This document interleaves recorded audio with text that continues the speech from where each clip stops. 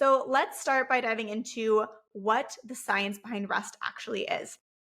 Because it's something that we hear a lot, right? We hear a lot about self-care in this industry, especially if you're into self-development or self-improvement, which I'm assuming you are because you are listening to this podcast and that's probably how you found me.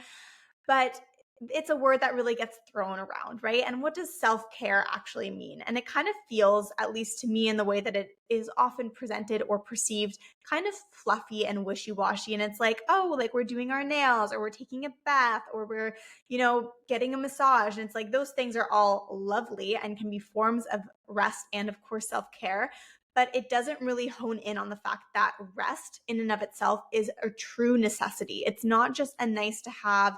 It's not like, ooh, I just feel like getting my nails done and I happen to have the time, like it's a luxury. No, it is a literal necessity. And we're going to talk about why now. So there is something happening in our world known as the rest deficit. And the stats around rest literally emphasize the fact that this is something that's happening. So 66% of 18,000 people who were part of a study called the rest test said that they were not getting enough rest or would like to be getting more rest, or they were making time for rest, but they would leave that time of resting not actually feeling rested, right? So there's so many layers that are happening there. But that's 2/3 of all of those people who felt like they weren't getting enough rest. In the US, 13% of injuries sustained from work are fatigue related. So we're not getting enough sleep. Our bodies aren't feeling energized enough, and that's affecting our literal physical well-being at work. In the UK, 500,000 people are suffering from work-related stress. All the stats and the links to these are in the description below. So really what this is emphasizing to us is the relationship between rest, our cognitive function, which means our ability to show up in the world based on how rested we are, based on how we're taking care of ourselves. And what this really comes down to is our nervous system. So the part of our nervous system that focuses on rest is called the parasympathetic nervous system. This part of our nervous system is focused on resting and digesting and reproducing. But the thing with the parasympathetic nervous system, with the rest and digest, is that the body only allows us to shift into this nervous system state when we feel safe. So the body literally has to feel like there is no physical threat or survival danger around us in order to shift into a rest and digest state. So again, in order to rest, we actually need to feel safe.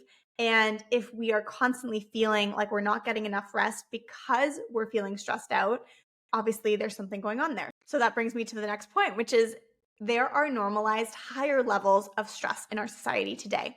And what's happening in the body here is we're actually elevating and living with a heightened elevated level of cortisol in the body. So cortisol is a stress hormone that is actually only meant to be activated in forms of long-term stress. So back in the day when there was famine or wars, like we were under a long-term level of stress, that's when cortisol is activated. But today, we feel that level of stress every single day, day in and day out, because it's just normalized in our society. So you're stuck in traffic and you're frustrated, or someone yells at you in traffic, or you're at work and your boss says something, or they, give you feedback that you're not happy with. So there's all of these little moments that are sparking and spiking our stress levels, which is creating this prolonged, heightened level of cortisol. Does that make sense?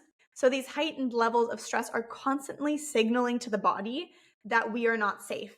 And therefore, we cannot go into the nervous system state, the parasympathetic nervous system state of rest and digest, which means that what's actually happening is we are living most of our lives with our nervous system in the state of fight, flight, freeze, and fawn. That is the sympathetic nervous system state, okay? So again, let's just break that down. Heightened levels of stress are creating a state in our bodies where our nervous system is always working in overdrive in this sympathetic nervous system state of fight, flight. And therefore, we have a hard time actually resting or feeling rested when we do rest because we're not fully shifting into the rest and digest parasympathetic nervous system state.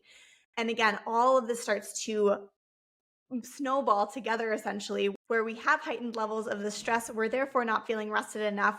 We can't manage the stress levels because we're not even able to create a safe space to come back to rest. And essentially, what I bring this back to, and this is what I talk about in my signature Sacred Success course, Rest for Success, is that we don't even feel safe resting anymore. If we are constantly looking for danger and fear that is triggered by work and success, then coming back to a state of rest no longer feels safe.